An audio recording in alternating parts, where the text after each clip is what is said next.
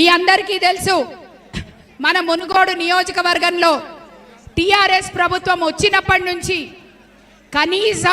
కనీస అభివృద్ధికి కూడా మన నియోజకవర్గం నోచుకోలేదు. ఎక్కడ కూడా ఇండ్ల విషయం కానీ, రోడ్ల విషయం కానీ, మిగతా విషయాల్లో అభివృద్ధి, కాలేజీలు, స్కూళ్ళు, ఏ విషయంలో కానీ నిమ్మకు నీరెత్తినట్టున్న ప్రభుత్వం అంటే టిఆర్ఎస్ ప్రభుత్వం. మీ అందరికీ తెలుసు, ఇక్కడే నా యువ సోదరులు ఎంతోమంది ఉన్నారు. ఒక్క ఉద్యోగం కూడా ఈరోజు మీ అందరికీ రాలేదు. కేవలం కమిషన్ల కోసం ప్రాజెక్టులు చేసే ప్రభుత్వం టిఆర్ఎస్ ప్రభుత్వంగా మారింది.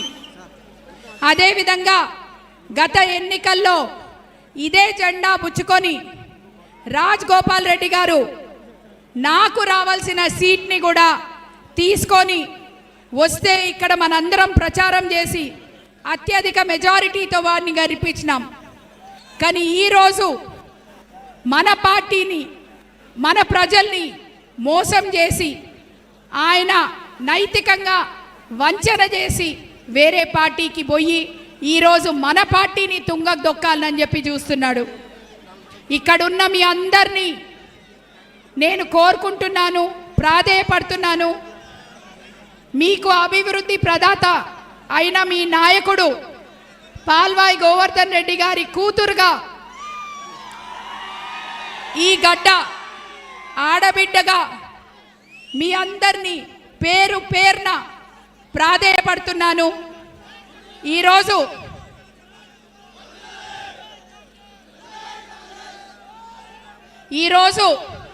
మీ అందరినీ పేరు పేరున ఈ వేదిక మీద నుంచి నేను ప్రాధేయపడుతున్నాను.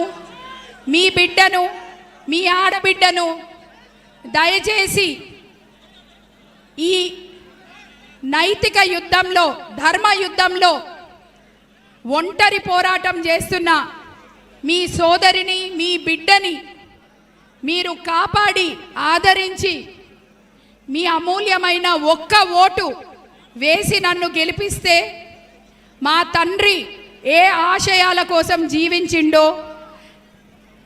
ఏ ఆశయాలతో ఆయన చెయ్యి పట్టుకొని నేను నడిచి నేర్చుకున్నానో ఆ ఆశయ సాధనకు నా జీవితకాలం పనిచేస్తానని ఈ వేదిక మీద నుంచి నేను వాగ్దానం చేస్తున్నాను.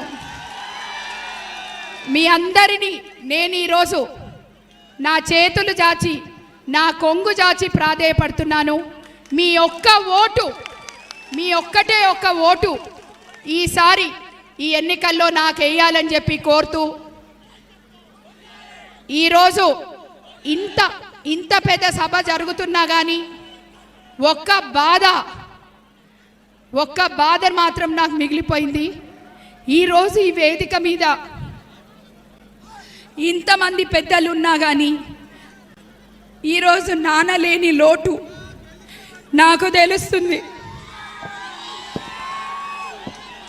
ఇక్కడున్న మీ అందరూ నా తోబుట్టువులై నా తండ్రి స్థానం తీసుకొని ఈ ఎన్నికల్లో నాతో పాటు నడవాలని చెప్పి కోరుకుంటూ సెలవు తీసుకుంటున్నాను. థ్యాంక్ యూ అమ్మ. తర్వాత పెద్దలు గౌరవనీయులు మన సిఎల్పి నేత బట్టి విక్రమార్క గారు మాట్లాడతారు. అదేవిధంగా మీరేనా టైం చాలాసేపు. తర్వాత మన క్యాంపెయిన్ కమిటీ చైర్మన్ మధు యాష్కన్న గారిని, సమయం లేదు కాబట్టి కన్నా చాలాసేపు ఇంకా 3 గంటలు, 1 నిమిషం 2 నిమిషాలు మాట్లాడి కోరుతా ఉన్నా.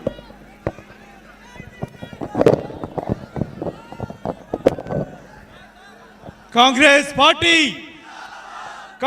పార్టీ చేతి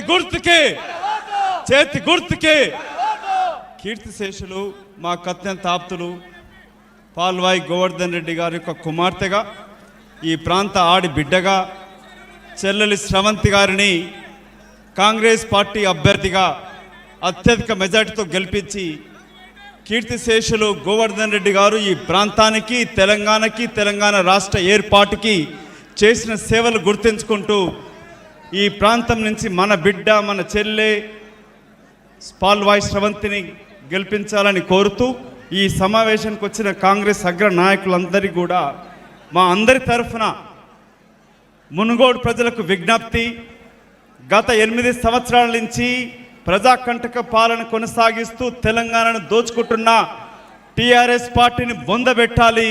ఈ మునుగోడు ఎన్నికల ఫలితంతో టీఆర్ఎస్ ప్రభుత్వానికి ముగింపు పలకాలి. కల్వకుంట్ల డ్రామారావు గారు నిన్న వచ్చి ఏం మాట్లాడుతూ ఉన్నాడు? మునుగోడు యొక్క ఫలితంతో వాడి మూతి వగలాలి.